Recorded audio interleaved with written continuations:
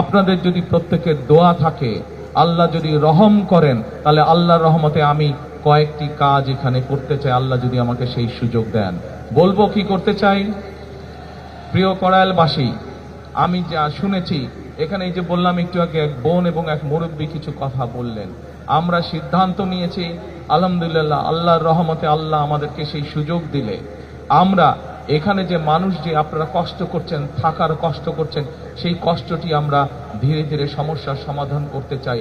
এখানে উঁচু উঁচু বড় বড় আমরা বিল্ডিং করে দিতে চাই আল্লাহর রহমতে, এবং এইখানে যে মানুষগুলো থাকেন তাদের নাম রেজিস্ট্রি করে আমরা প্রত্যেকটি ছোট ছোট ফ্ল্যাট করব, এবং সেই ফ্ল্যাটগুলো তাদের নামে আমরা দিতে চাই।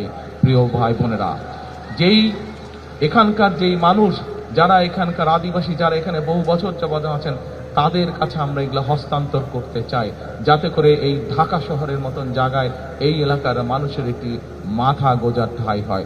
সকল কিছু নির্ভর করছে আপনাদের দোয়া এবং আল্লাহর রহমতের উপরে। আপনারা কি দোয়া করবেন আল্লাহ কি আমাদেরকে সেই রহমত দেবে? ইনশাআল্লাহ। আমরা জানি এখানে আপনাদের যে সন্তানরা আছে, তাদের এখানে লেখাপড়ার সমস্যা আছে। আল্লাহ যদি রহম করেন, আমরা এখানে চাই সুন্দর বাচ্চাদের জন্য স্কুলের গঠন করব, তা না, স্কুলের পাশাপাশি তাদের খেলাধুলার যাতে পরিবেশ থাকে, খেলাধুলার জন্য যদি মাঠ থাকে, সেই ব্যবস্থাও ইনশাল্লাহ আমরা এখানে করতে চাই। আল্লাহ যদি রহম করেন, আল্লাহ যদি রহম করেন, আমরা চাই বিএনপির একটি পরিকল্পনা হচ্ছে দেশের মানুষের কাছে আল্লাহর রহমতে স্বাস্থ্য সেবা ঘরে ঘরে পৌঁছে দেওয়া। আমরা চাই কড়াইলবাসী, আমরা যেই কাজগুলো একটু আগে আপনাদের সামনে তুলে ধরলাম, এই কাজগুলো আল্লাহর রহমতে যদি আমরা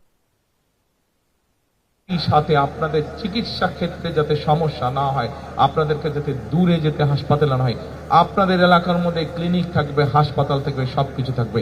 এইভাবে আমরা আপনাদের এই এলাকাটাকে গড়ে তুলতে চাই, এইভাবে সাজিয়ে তুলতে চাই।